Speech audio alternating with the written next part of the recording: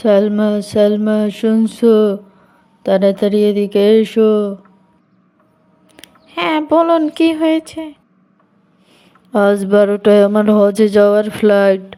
তুমি তো জানো এখন আমি বাসা থেকে বের হব। আমার টিকিট আর পাসপোর্ট দুইটার একটাও যে খুঁজে পাচ্ছি না। কোথায় রেখেছো? ওই যে টিকিট দেখেন, আপনার সামনেই, আপনার ব্রিফকেসের পকেটে রেখে দিয়েছি। ও আচ্ছা, এখানে আমি বুঝিনি। আমি এখন হজে যাব, হজে যাওয়ার জন্য রওনা হচ্ছি। আপনারা সবাই আমার জন্য দোয়া করবেন, আমার চ্যানেলটিকে লাইক সাবস্ক্রাইব করে দিবেন।